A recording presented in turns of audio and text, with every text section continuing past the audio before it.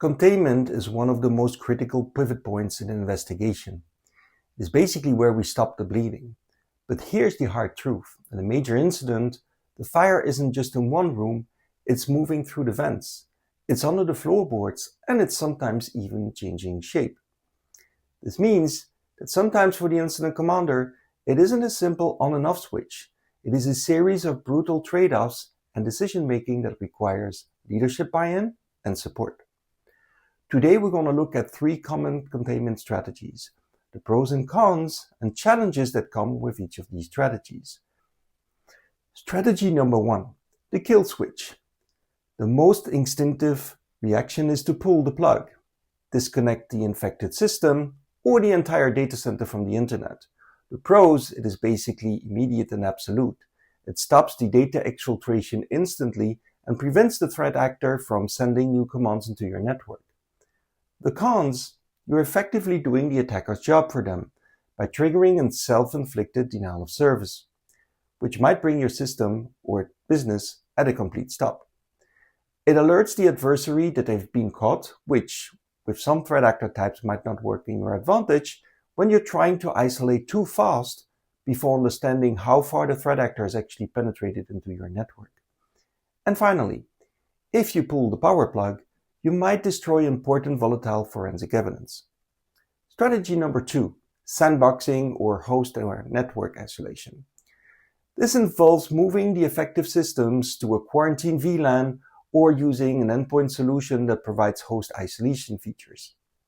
The pros, you keep the patient alive but behind glass. This allows your forensic team to analyze and watch the attacker movements based on their TTPs, tactic, techniques, and procedures. The cons, it is technically complex if you have no functional EDR or XDR solution pre-configured. In addition, mass isolation does not scale very well with single host isolation techniques. And finally, if you have not defined isolation VLANs or have network segmentation with access control list built into your security architecture, doing so during a major incident can be challenging. Strategy number 3, precision lockdown. Instead of killing the network, you minimize access by disabling specific compromised identities or accounts, or only allowing a minimal set of specific applications and network ports, possibly augmented by sanctioned specific IP addresses. The pros, it has the lowest impact on business continuity. Your users keep working and the noise of the incident is kept to a minimum.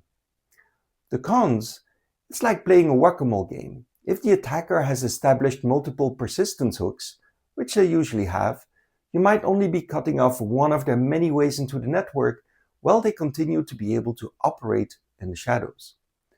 Selecting the right containment strategy will heavily rely on the associated business risk and impact.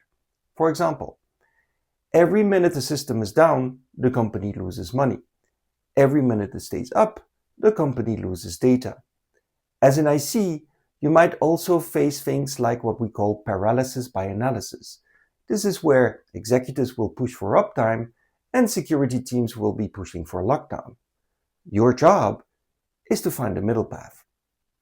Remember, containment is not a one and done event. It is a transition in the incident response lifecycle.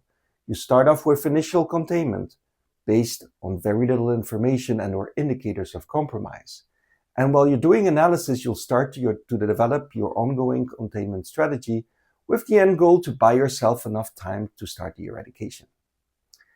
It is still good practice to use your pre-established playbooks, but never be afraid to deviate and adjust if the situation evolves.